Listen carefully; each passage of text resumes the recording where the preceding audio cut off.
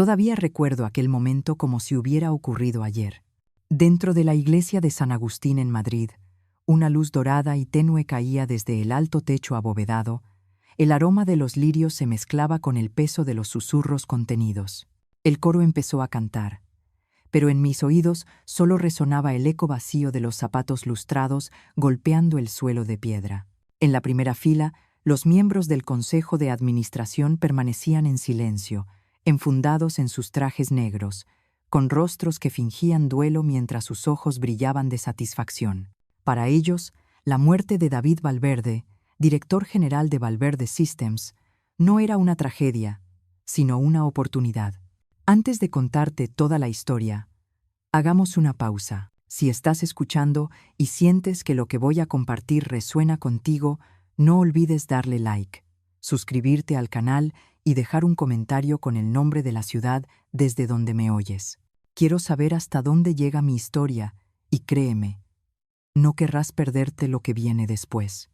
David no era solo el máximo dirigente de la empresa, era un mentor, el único en esa sala llena de poder que alguna vez se levantó para defenderme. Durante 15 años luché por ser escuchada, y mientras los demás desestimaban, interrumpían o se burlaban de cada idea que proponía, David siempre me recordaba: Elena, eres la estratega más aguda de esta sala. Nunca permitas que te borren. Unos días antes de que su corazón dejara de latir, fui llamada a su despacho por última vez. David estaba sentado tras su escritorio de roble, respirando con dificultad, pero con la mirada firme. Deslizó hacia mí una carpeta gruesa, su mano temblaba levemente, aunque su voz sonó decidida. Confío en ti más que en nadie. Cuando yo falte, ellos se abalanzarán como buitres. Por eso te entrego esto. Abrí la carpeta, con las manos temblorosas.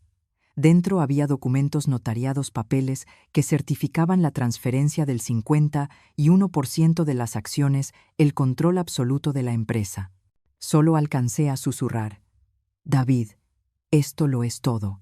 Él respondió con una débil sonrisa: Sabrás cuándo será el momento indicado. De vuelta en el funeral, observé aquellos rostros falsos. Ninguno sabía el secreto que yo guardaba. Creían que Valverde Systems era suyo para repartirse, para murmurar, para conspirar. Pero dentro de mí ardía un fuego de rabia y determinación. Cuando el coro entonó la última nota, bajé la cabeza ocultando una leve sonrisa. Ellos pensaban que la muerte de David significaba libertad para ellos. Lo que no sabían era que su última voluntad había atado firmemente su destino a mis manos. Una semana después, entré en la imponente sala de juntas en el último piso de la sede en Madrid. El aire estaba cargado de artificio y cálculo. Cada asiento ocupado, cada mirada fría fija en mí. El presidente carraspeó y su voz resonó como si hubiera esperado este día durante años. Elena, tras revisar la situación, el Consejo ha decidido que su puesto ya no es necesario, con efecto inmediato. Amén. Cada palabra cayó como una piedra lanzada directo a mi pecho. Despido después de 15 años de entrega, de incontables noches en vela defendiendo proyectos, de todas las veces que mantuve a flote la empresa en medio de tormentas. Alcancé la sonrisa burlona de Bryce Ortega, el más ruidoso de todos. Se inclinó apenas, fingiendo compasión. No te deprimas demasiado, Elena. Ya encontrarás trabajo en una empresa más pequeña, algo más a tu medida. Algunas risas contenidas recorrieron la mesa, cada una como un cuchillo helado atravesando mi orgullo. En ese instante, ardía en mí el deseo de arrojarles la verdad a la cara que yo era quien poseía el 51% de la compañía. Pero la voz de David resonó en mi mente. Sabrás cuándo será el momento. Tragué la furia, mantuve la leve sonrisa y respondí en voz baja: Entiendo. Gracias por la oportunidad. La confusión se extendió por la sala. Esperaban que gritara, que llorara, que suplicara, pero no les di nada de eso. Al salir al pasillo, mis piernas temblaban, pero en el espejo de la puerta del ascensor vi algo distinto. Los hombros erguidos, la mirada encendida y en la comisura de mis labios una tenue sonrisa. Ellos pensaban que me habían humillado. No tenía ni idea de que yo todavía conservaba la carta final en mi mano. Regresé a mi pequeño apartamento en el barrio de Lavapiés, en Madrid. Al cerrarse la puerta detrás de mí, la habitación quedó de inmediato sumida en un silencio frío. En mis manos llevaba la caja de cartón que el guardia de seguridad me había entregado al despedirme del edificio. 15 años de trabajo reducidos a un único y frágil contenedor. La dejé sobre el suelo de madera. Me dejé caer en una silla y sentí cómo el vacío se expandía en mi pecho. Comencé a sacar cada objeto. Una foto de mi sobrina, con sus ojos claros y una sonrisa desdentada. Cuadernos llenos de garabatos y apuntes, borradores de estrategias que la Junta nunca me permitió exponer hasta el final. La pluma de plata de mi madre, el único recuerdo que me quedaba de ella. Esas cosas deberían haberme dado consuelo. Pero aquella noche no fueron más que reliquias de una vida terminada por 2 palabras. Despedida. Me quedé allí aturdida hasta que mi mano rozó una carpeta en el fondo de la caja. Reconocí de inmediato la letra de David Valverde. Mi corazón pareció detenerse por unos segundos. Temblando, la abrí, y ante mí apareció un contrato notariado.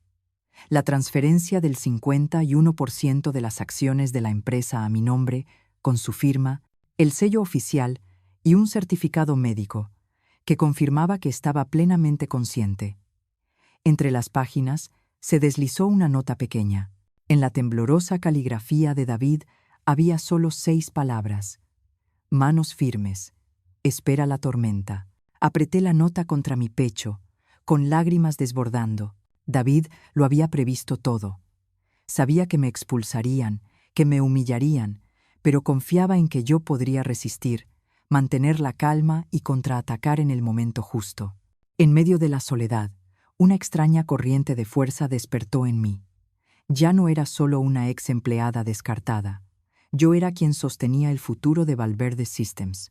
Aquella noche el sueño nunca llegó. Mi teléfono vibraba sin cesar. Lo ignoré hasta que un mensaje me hizo incorporarme de golpe. Era de Marisol, la única compañera en la que aún confiaba.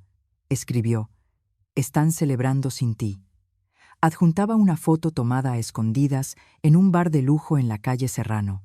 En la imagen, vi a Bryce Ortega levantando una copa de whisky, al presidente del consejo riendo a carcajadas, y a los demás hundidos en sillones de cuero, regodeándose como si hubieran conquistado toda la ciudad. Debajo de la foto había un pie de texto: «Por los nuevos comienzos. Sin más peso muerto». Peso muerto. Solo 2 palabras, pero que cortaban como una cuchilla. Había sacrificado mi juventud por esa empresa, renunciado a cumpleaños, fines de semana, incluso al amor. Y para ellos, yo no era más que basura desechable. Otro mensaje de Marisol llegó instantes después. «Necesitas escuchar esto». Dudé unos segundos antes de abrir el archivo de audio. Sonaron copas chocando, carcajadas, y luego la voz de Bryce se escuchó nítida. Lo primero, vender toda la división de Sudamérica. Nadie puede oponerse ya, porque Elena no está aquí. Vamos a repartirla. Otra voz intervino. ¿Y qué pasa con las patentes que David mantenía ocultas? Bryce soltó una risa burlona. Ella nunca tuvo el poder para detenernos. Ahora podemos repartirlas, exprimirlo todo y marcharnos ricos. Estallaron vítores. Solté el teléfono, con el corazón apretado. No solo querían eliminarme, querían borrar por completo el legado de David, convertir la empresa en un cadáver para descuartizar. Reproduje la grabación 1 vez, 2, 3. Cada vez, la furia en mí ardía más. Pero respiré hondo, recordando las palabras de David. Manos firmes. Espera la tormenta. Con los dedos aún temblorosos, le escribí a Marisol: «¿Cómo conseguiste esto?». Su respuesta llegó enseguida. «Un camarero me debía un favor.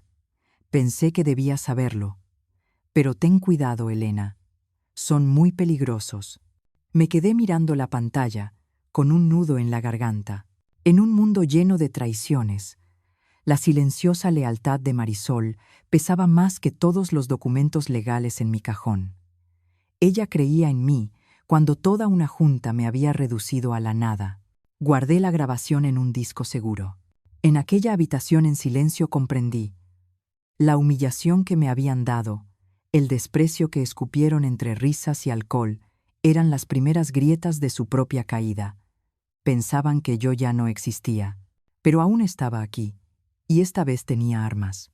No solo el 51% de las acciones, sino también pruebas irrefutables de su traición. Me incorporé, enjugué las últimas lágrimas.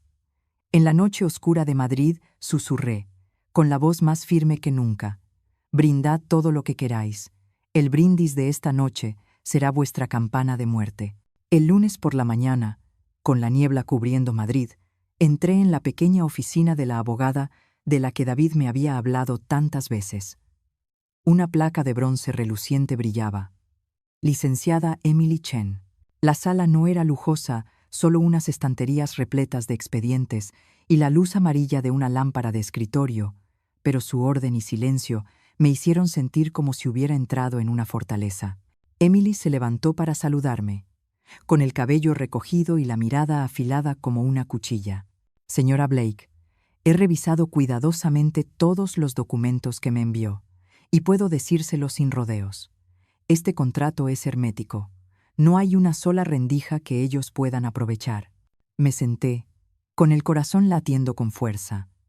Durante días había vivido con el miedo de estar aferrándome solo a una ilusión.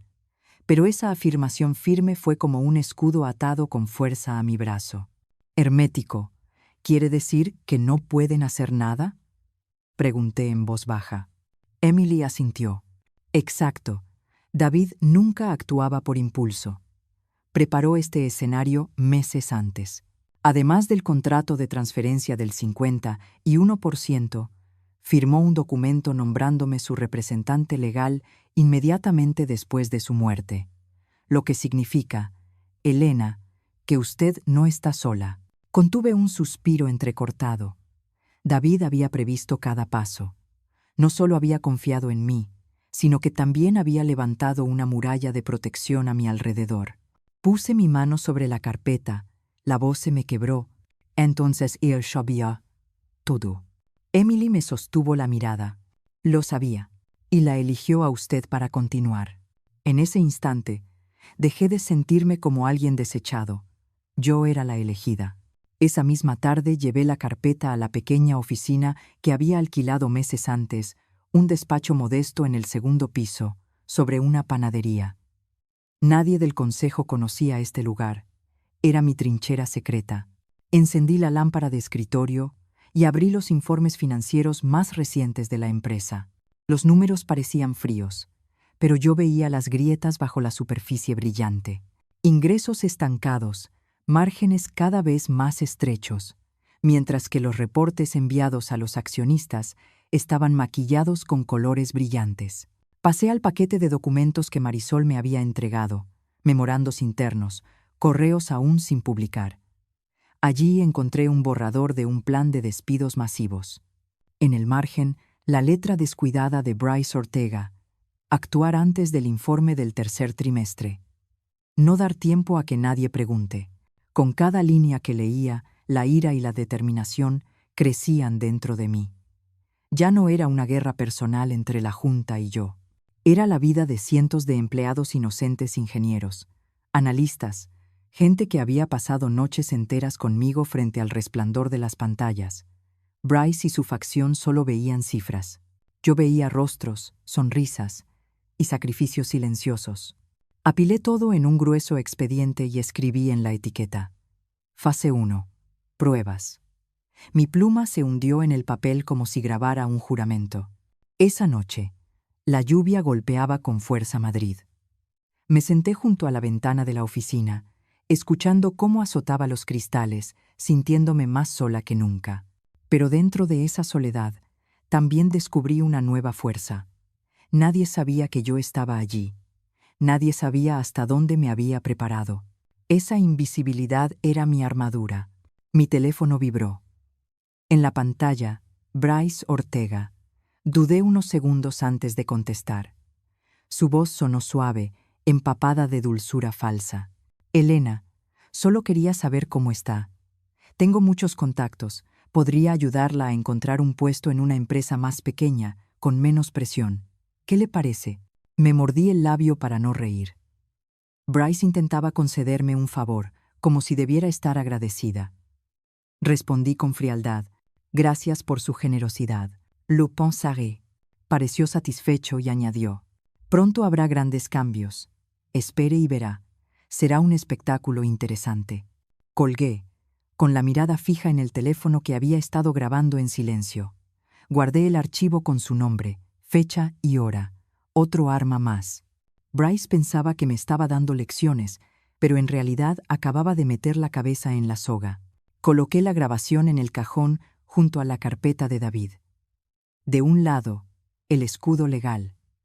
Del otro, la daga afilada. Lo sabía. La tormenta de la que hablaba David se acercaba, y esta vez yo sería quien llevara las riendas. A la mañana siguiente, me planté frente a la torre de cristal donde había trabajado durante 15 años. El viento en Madrid cortaba como cuchillas, pero mi mano se aferraba con fuerza al sobresellado de la abogada Emily. Dentro estaba el documento que afirmaba mi derecho. Ser la accionista mayoritaria con el 51% de las acciones de la empresa. El guardia de seguridad en la recepción se mostró momentáneamente confundido al verme. Balbuceó. Señora Blake, el consejo ha anunciado que usted ya no es empleada aquí. Deslicé el sobre hacia él, con la voz serena. Ya no soy empleada. Soy la mayor accionista, y este es mi derecho. Sus ojos se movieron con nerviosismo al leer el nombre de Emily y las cláusulas legales. Minutos después, aparecieron 2 agentes de seguridad, pero esta vez no para echarme, sino para llevarme directamente al último piso. Las puertas de la sala de junta se abrieron. Todos estaban allí, sentados alrededor de la familiar mesa de madera pulida. Los mismos rostros que me habían ridiculizado el otro día ahora se quedaron petrificados. Bryce Ortega frunció el ceño, murmurándolo bastante alto para que lo oyera. ¿Qué demonios hace ella aquí? Caminé despacio hasta la silla vacía en el centro de la mesa, dejé mi bolso y esbocé una leve sonrisa. Buenos días. El presidente carraspeó. Elena, esta es una reunión del consejo. Su presencia ya no es válida. No respondí. Solo empujé el sobre hacia él en silencio. Todas las miradas se clavaron en el fajo de papeles como si estuvieran pegadas. Lo abrió, y su rostro fue perdiendo color a medida que cada línea se revelaba. Tragó saliva, la mano temblorosa. Bryce lo arrancó de un tirón. Lo hojeó y gruñó. Ridículo. Esto no puede ser real. David jamás te habría entregado el control. Levanté la cabeza, los ojos fijos en él. Créelo o no, la firma, el sello y la notaría están ahí. 51%. El control es mío. La sala cayó en un silencio asfixiante, roto solo por el tic-tac del reloj de pared. Me recosté en la silla, los dedos entrelazados, sin necesidad de gritar ni amenazar. Mi silencio bastaba para incomodarlos. La reunión continuó, pero ya sin la fuerza de antes. Escuché, tomé notas, dejando que revelaran sus confusiones y tramas. Cada mentira, cada contradicción, la guardaba en mi memoria. Bryce perdió la paciencia. Golpeó el bolígrafo contra la mesa.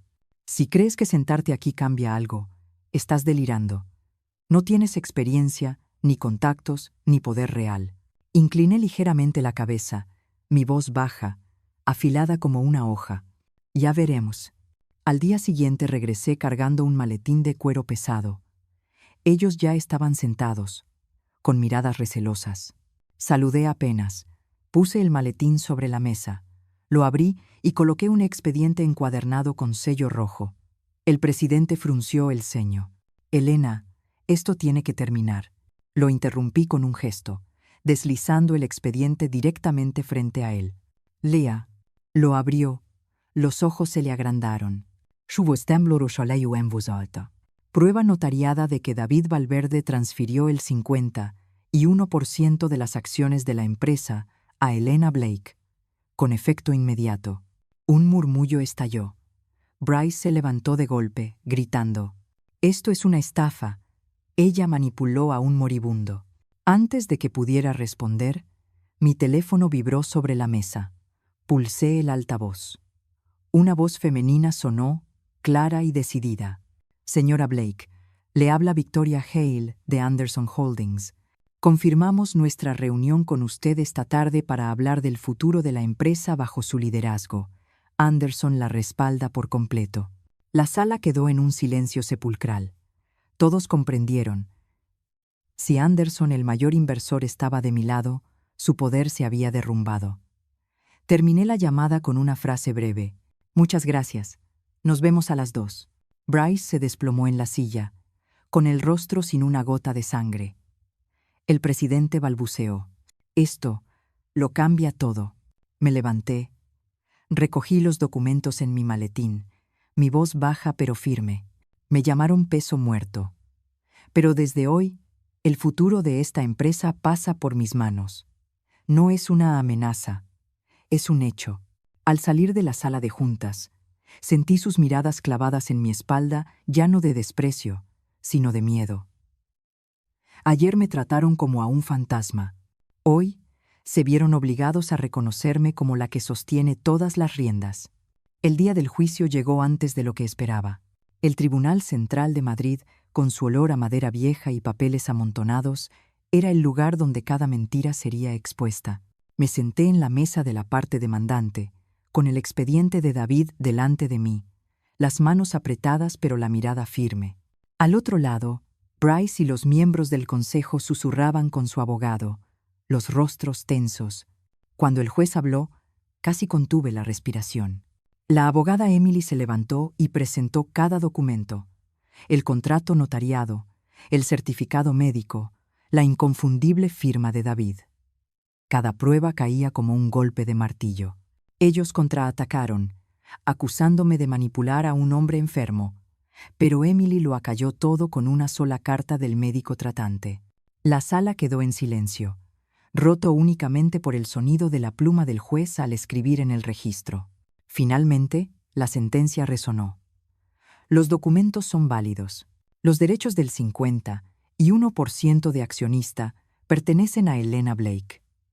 El Consejo tiene prohibido ejecutar cualquier transacción sin el consentimiento de la demandante. Mi pecho se llenó de aire, mis ojos ardían. Al otro lado, el rostro de Bryce se enrojeció mientras gruñía, pero por primera vez no tuvo voz. Me levanté, cada paso desprendiéndose del peso que había cargado. Afuera, la luz del sol de Madrid brillaba más que nunca. Al día siguiente, entré en la sala de juntas y ocupé el asiento en el mismo centro de la larga mesa. Ya no más sillas apartadas en un rincón para mí. Me senté erguida, mirando cada rostro inclinado. Esta empresa ya no pertenece a los egos egoístas. Pertenece a la gente, a los clientes y al futuro. Y ese futuro empieza hoy. Me giré hacia Bryce, con la voz firme. Usted dimite de inmediato. Todos sus beneficios quedan congelados hasta que la auditoría finalice. Seguridad lo acompañará a la salida. Su rostro se volvió pálido, su boca se abría y cerraba en silencio. Sabía que la batalla había terminado. Esa tarde me senté sola en mi nueva oficina. Sobre el escritorio estaba el viejo cuaderno de David, cuya última página tenía una frase que él había subrayado. Las manos firmes ganan la guerra. Cerré el cuaderno con suavidad y miré hacia las luces de la ciudad. Ya no era la mujer escoltada fuera del edificio con una caja de cartón. Era la que escribía el nuevo capítulo. Y esta vez llevaría las riendas hasta el final. Todavía recuerdo el eco de la voz del juez, como un martillo golpeando no solo la mesa, sino también el destino de todos los que intentaron borrarme. Los derechos del 51% pertenecen a Elena Blake.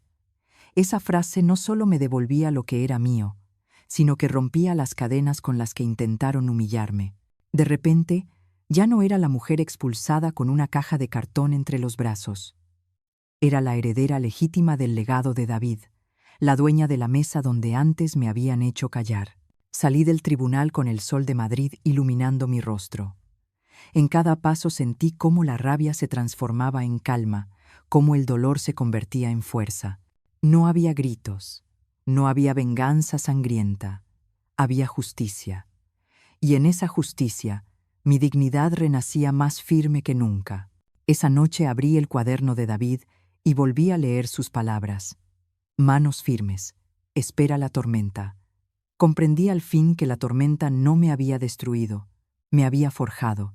Bryce, el consejo, todos los que me llamaron peso muerto, fueron testigos de cómo el silencio se convirtió en mi arma más afilada.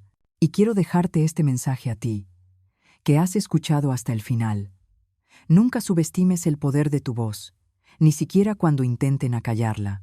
La traición, la humillación, el desprecio, nada de eso define quién eres.